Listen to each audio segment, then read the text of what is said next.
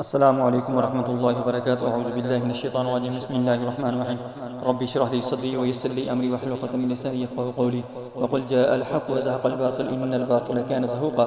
آج میں آپ کو بتاؤں گا کہ جماع کا جادو کیسے کیا جاتا ہے، طلاق کا جادو کیسے کیا جاتا ہے کہ جس سے طلاق ہو جاتی ہے، جماع یعنی جو مردانہ طاقت ہوتی ہے وہ بالکل ختم ہو جاتی ہے۔ جب وہ اپنے بیوی کے نزدیک جاتا ہے تو پہلے ارکٹائل ہوتا ہے یعنی تناؤ ہوتا ہے عضو خاص کے اندر، لیکن جب وہ اپنی بیوی کے قریب جاتا ہے تو اس وقت وہ بالکل ہی ختم ہونا شروع ہو جاتا ہے، اور جب وہ باہر ہوتا ہے کہیں تو بالکل اس کی سیکسول ڈیزائر جو ہوتی ہے وہ مکمل ہوتی ہے، ارکٹائل اس کا فنکشن جو ہوتا ہے وہ پورا ہوتا ہے، اور جب وہ گھر میں آتا ہے اور اپنی بیوی کے قریب جانے کے لیے چاہتا ہے تو اس وقت اس کو کوئی ہیٹ وغیرہ نہیں آتی، اس کو تناؤ نہیں آتا، ارکٹائل نہیں ہوتا۔ تو یہ ویسے وہ صحت میں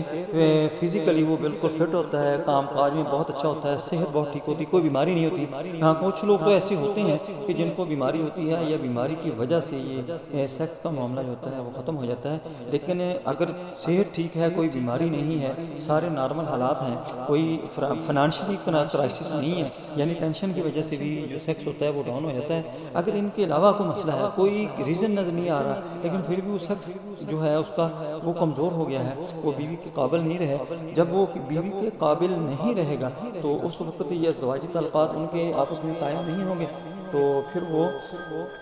یہ ہوگا کہ آپس میں ایک دوسرے کے اوپر غلط فہمی شروع ہو جائے گی، یعنی جو بیوی ہوگی وہ اکثر غلط فہمی کا شکار ہو جاتی ہے کہ یہ کہیں باہر اس نے یا شادی کرائی ہوئی ہے یا اس کے کسی کے ساتھ ناجائز تعلقات ہیں، جس کی وجہ سے یہ میرے ساتھ ازدواجی تعلقات قائم نہیں کرتا، حالانکہ اس کو یہ پتہ نہیں ہوتا کہ اس کے اوپر جادو چل چکا ہے۔ لہذا یہ چاہیے کہ بیوی اس کے ساتھ کمپرومائز کرے اور کوآپریٹ کرے، اور یہ دم جو ہے وہ خود آپ پڑھیں زیادہ بہتر ہے، نہیں تو آپ یہ سنیں صبح دوپہر شام 3 دفعہ اس کو سنیں، اور اپنے پاس آپ نے قریب آپ نے پانی رکھ لینا، آب زمزم لے لینا، آب زمزم نہ ملے تو بارش کا پانی لینا ہے یا چشموں کا پانی لے لینا ہے، نہ ہی ملے تو عام پانی لے کے رکھ لینا ہے، اور دوسرے میں آپ نے زیتون کا تیل لینا ہے، اگر زیتون کا تیل بھی آپ کو نہ ملے تو آپ نے سرسوں کا تیل لے لینا، ان کے اوپر یہ صورتیں آپ نے پڑھ لینی ہیں، اور پانی جو ہے وہ اس سے آپ نے نہانا بھی ہے، اور نہانا اپنے باتھ روم کے اندر نہیں ہے، کہیں سیپریٹ جگہ پہ نہا لیں تاکہ پانی گٹروں کے اندر نالی کے اندر نہ جائے اور اس کی بے ادبی نہ ہو۔ دوسرا جو سرسوں کا تیل ہوگا یا زیتون کے تیل کی آپ نے زیادہ کوشش کرنی ہے، زیتون کا تیل جو ہوگا وہ آپ نے اپنے سر کے اوپر، سر کی پچھلی گردن کی پچھلی جو جگہ ہے اس کے اوپر دونوں کندھوں کے درمیان کرتے ہوئے یہاں ریڑھ کی ہڈی کی دونوں طرف آپ نے نیچے والی ہڈیوں تک جانا ہے، اور یہ روزانہ آپ نے مساج 15-20 منٹ آپ نے آہستہ آہستہ کروایا کرنا ہے، انشاءاللہ یہ سارا کا سارا معاملہ ٹھیک ہو جائے گا۔ یہ آپ خود بھی پڑھ سکتے ہیں، اور اگر آپ خود نہیں پڑھ سکتے تلفظ آ جائے گی آپ کا ٹھیک نہیں ہے تو پھر آپ نے میری ریکارڈنگ جو ہے وہ سن لیا کرنی ہے، انشاءاللہ آپ کا مسئلہ حل ہو جائے گا۔ سب سے پہلے جو ہے وہ آپ نے درود شریف پڑھنا ہے اول آخر 3 دفعہ، سورۃ فاتحہ پڑھنی ہے، اور سورہ بقرہ کی 5 ابتدائی آیات جو ہیں وہ آپ نے پڑھنی ہے، سورہ بقرہ کی 102 آیت اور 163 نمبر آیت، 164 نمبر آیت، سورہ بقرہ آیت الکرسی آپ نے مکمل پڑھنی ہے، اور سورہ بقرہ کی آخری 3 آیات آپ نے پڑھنی ہے۔ اس کے بعد آپ نے آل عمران کی 18-19 نمبر جو آیت ہے وہ پڑھنی ہے، الاعراف کی آپ نے 54 اور 56 نمبر آیت پڑھنی ہے، اور اس کے بعد 117 اور 122 پڑھنی ہے، یونس سورت کی آپ نے 81 اور 82 نمبر آیت پڑھنی ہے، طٰہٰ کی آپ نے 69 آیت نمبر جو ہے وہ پڑھنی ہے، مومنون کی آخری 4 آیات آپ نے پڑھنی ہے، سورہ صافات کی 10 ابتدائی آیت پڑھنی ہے، آپ نے احقاف سورت کی 29 سے 32 تک پڑھنی ہے، سورہ رحمان آپ نے 33 سے 36 تک پڑھنی ہے، اور سورۃ الحشر جو ہے آخری 4 آیات پڑھنی ہے، سورہ جن کی ابتدائی 11 آیات آپ نے پڑھنی ہے، اور سورہ فلق جو ہے وہ آپ نے مکمل پڑھنی ہے، سورہ ناس بھی آپ نے مکمل پڑھنی ہے۔ اس کے بعد پھر آپ نے درود شریف پڑھ لینا ہے، اور اس پانی کے اوپر آپ نے تھوکا لینا ہے یا پھونک مار لینا ہے۔ اللہم صلی علی محمد وعلی آل محمد کما صلیت علی ابراہیم وعلی آل ابراہیم انک حمید مجید، اللہم بارک علی محمد وعلی آل محمد کما بارکت علی ابراہیم وعلی آل ابراہیم انک حمید مجید، اللہم صلی علی محمد وعلی آل محمد کما صلیت علی ابراہیم وعلی آل ابراہیم انک حمید مجید، اللہم بارک علی محمد وعلی آل محمد کما بارکت علی ابراہیم وعلی آل ابراہیم انک حمید مجید۔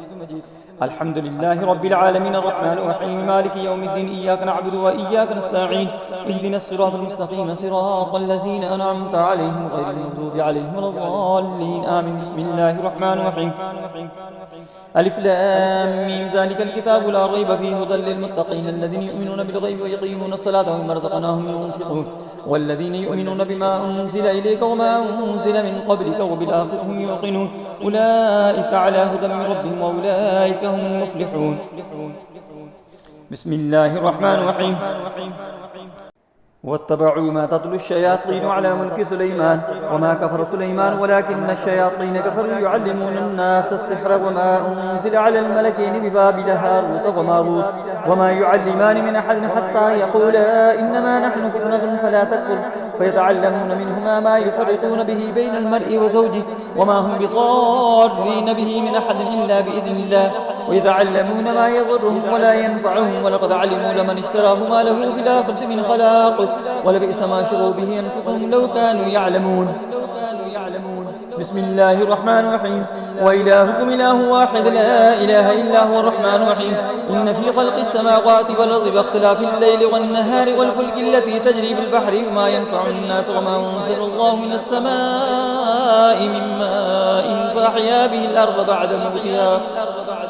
وبث فيها من كل دابة وتصريف الرياح والسحاب المسخر بين السماء والأرض لآيات لقوم يعقلون. بسم الله الرحمن الرحيم. الله لا إله إلا هو الحي القيوم لا تأخذه سنة ولا نوم له ما في السماوات وما في الأرض من ذا الذي يشفع عنده إلا بإذنه يعلم ما بين أيديهم وما خلفهم ولا يحيطون بشيء من علمه إلا بما شاء وسع كرسيه السماوات والأرض ولا يؤوده حفظهما وهو العلي العظيم. بسم الله الرحمن الرحيم. لله ما في السماوات وما في الأرض وإن تبدوا ما في أنفسكم أو تخفوه يحاسبكم به الله فيغفر لمن يشاء ويعذب من يشاء والله على كل شيء قدير. آمن الرسول بما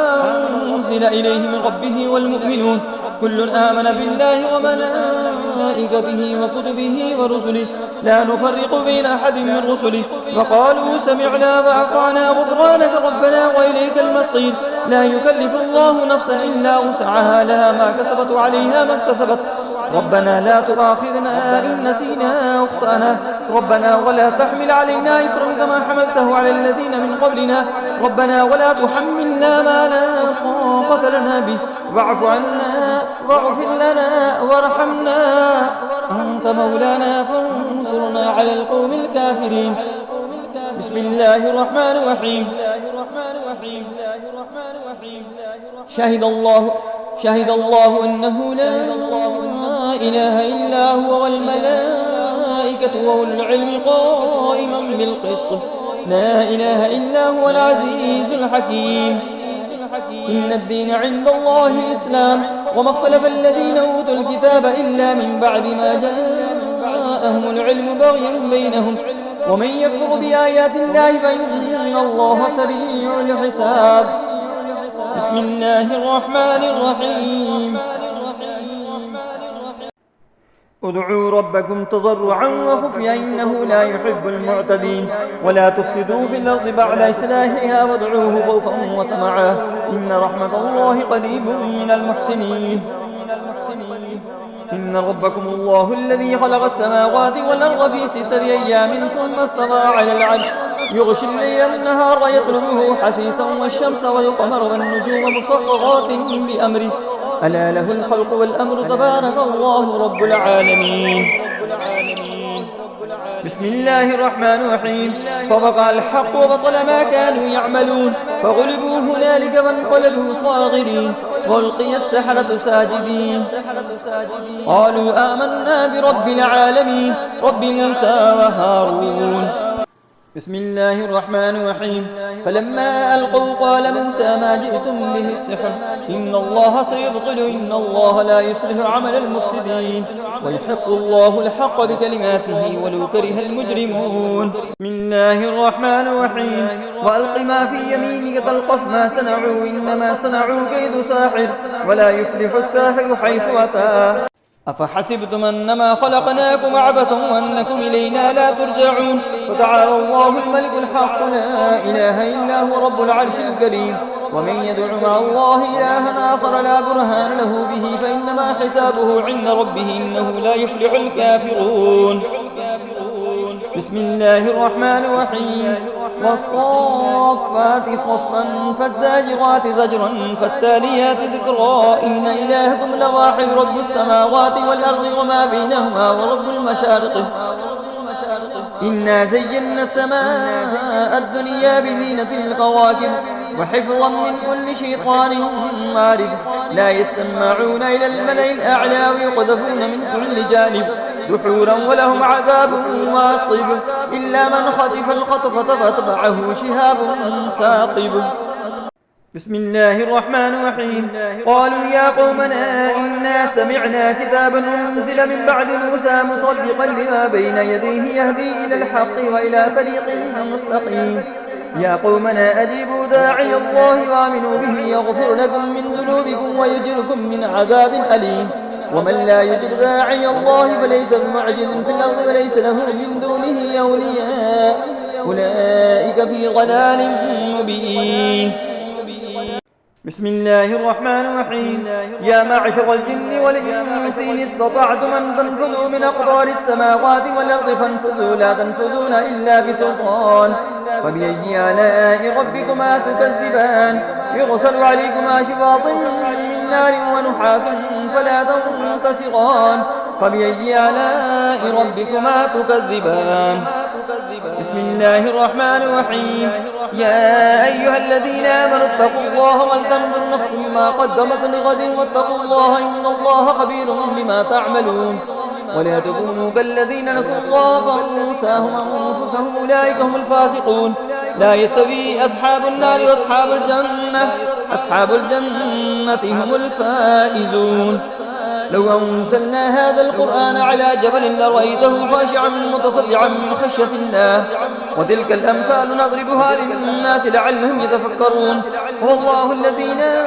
إله إلا هو عالم الغيب والشهادة هو الرحمن الرحيم. هو الله الذي لا إله إلا هو الملك القدوس السلام المؤمن المهيمن العزيز الجبار المتكبر سبحان الله عما يشركون. هو الله الخالق البارئ المصور له الأسماء الحسنى يسبح له ما في السماوات والأرض وهو العزيز الحكيم. بسم الله الرحمن الرحيم قل أوحي إلي أنه استمع نفر من الجن فقالوا إنا سمعنا قرآنا عجبا يهدي إلى الرشد فآمنا به ولم نشرك بربنا أحدا وأنه تعالى جد ربنا ما اتخذ صاحبا ولا ولدا وأنه كان يقول سفيهنا على الله شددا وأنا ظننا أن لن تقول الإنس والجن على الله كذبا وأنه كان رجال من الإنس يعوذون برجال من الجن فزادهم رهقا وأنهم ظنوا كما ظننتم أن لن يبعث الله أحدا وأنا لمسنا السماء فوجدناها مليت حرسا شديدا وشهبا وأنا كنا نقعد منها مقاعد للسمع فمن يستمع الآن يجد له شهابا وصدا. بسم الله الرحمن الرحيم قل أعوذ برب الفلق من شر ما خلق ومن شر غاسق إذا وقب ومن شر النفاثات في العقد ومن شر حاسد إذا حسد. بسم الله الرحمن الرحيم قل أعوذ برب الناس ملك الناس إله الناس من شر الوسواس الخناس الذي يوسوس في صدور الناس من الجنة والناس. اللهم صل على محمد وعلى آل محمد كما صليت على إبراهيم وعلى آل إبراهيم إنك حميد مجيد. اللهم بارك على محمد وعلى آل محمد كما باركت على إبراهيم وعلى آل إبراهيم إنك حميد مجيد. اللهم صل على محمد وعلى آل محمد كما صليت على إبراهيم وعلى آل إبراهيم إنك حميد مجيد. اللهم بارك على محمد وعلى آل محمد كما باركت على إبراهيم وعلى آل إبراهيم إنك حميد مجيد. اللهم صل على محمد وعلى آل محمد كما صليت على إبراهيم وعلى آل إبراهيم إنك حميد مجيد.